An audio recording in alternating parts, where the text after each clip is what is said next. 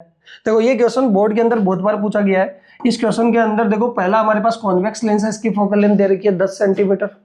दूसरा हमारे पास plano concave lens है, इसकी फोकल लेंथ क्या होगी, नेगेटिव में होगी। और तीसरा कॉन्वेक्स है, इसकी फोकल लेंथ है 30 सेंटीमीटर पॉजिटिव। कॉन्वेक्स की फोकल लेंथ पॉजिटिव होती है, कॉनकेव की नेगेटिव होती है।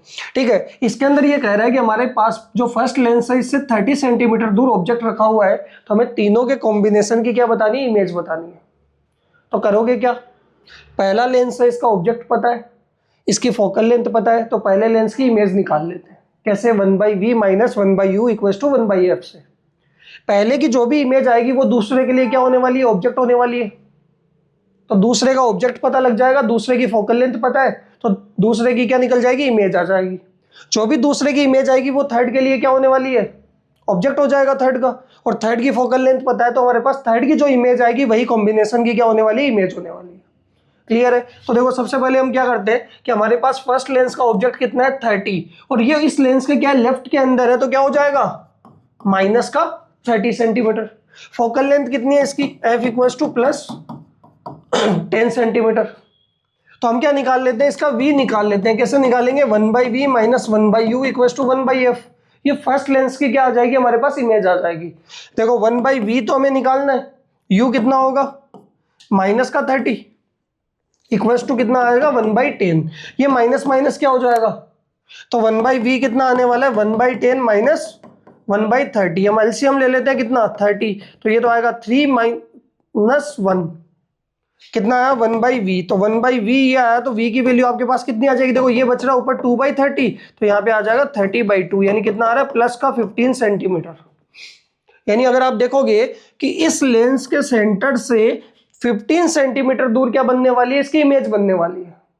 तो 15 सेंटीमीटर होगा क्या, ये 5 है और ये कितना है, 10 है। तो यहां पे क्या बनेगी, फर्स्ट लेंस की इमेज बनने वाली है। इस जगह पे फर्स्ट लेंस की इमेज बनेगी। तो दूसरे के लिए, तो ये जो फर्स्ट की इमेज है I1 नाम दे देता हूं, ये दूसरे के लिए तो ऑब्जेक्ट का काम करेगी।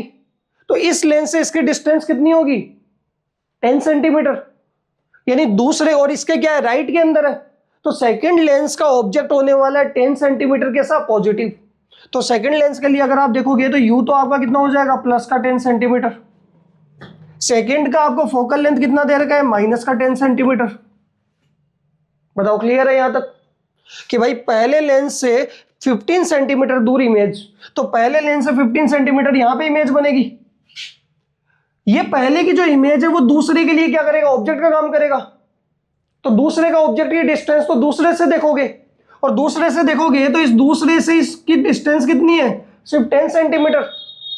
और दूसरे के ये क्या है, राइट के अंदर है, तो प्लस का 10, कि दूसरे का ऑब्जेक्ट क्या हो गया, 10 सेंटीमीटर दूर राइट के अंदर है। तो वर्चुअल ऑब्जेक्ट होगा, रियल तो नहीं होगा, वर्चुअल होगा। तो यहां पे प्लस का 10 सेंटीमीटर।